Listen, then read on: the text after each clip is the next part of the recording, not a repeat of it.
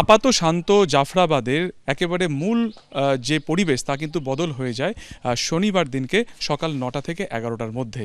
জাফরাবাদে বাবা ও ছেলে যাদেরকে একেবারে নৃশংসভাবে হত্যা করা হয় তারই বাড়ির ঠিক সামনে সেখানে আমরা এই মুহূর্তে রয়েছি, যেখানে এখনও ঠিক এই যে বারান্দা দেখা যাচ্ছে সেখানে তার চিহ্ন স্পষ্ট, যে যেখানে সেখানে বড় বড় ইট ও পাথর পড়ে রয়েছে। এবং পরিবারের যেটা অভিযোগ যে কালকে ৯টার কিছু পরে দুষ্কৃতীরা এক দল বেঁধে তারা এই বাড়িতে হামলা করে। যে গেট, সেই গেট ভাঙা হয়, সেই গেট ভেতর থেকে লক ছিল। বাবা ও ছেলে টেনে হিড়হিড় করে এখান থেকে বাইরে বের করে নিয়ে যাওয়া হয় এবং তারপরই এই দুজনকে নৃশংসভাবে হত্যা করা হয়। এখানে যেখানেই তাকানো যায়, সেটা বাড়ি থেকে শুরু করে যেখানে তারা ঘুমন বা যেখানে তারা রান্না করেন, প্রত্যেকটি জায়গাতে কিন্তু ভাঙচুর চালানো হয়েছে এবং ভেতরে ঢুকে অবাধে লুটপাটও কিন্তু চালানো হয়েছে।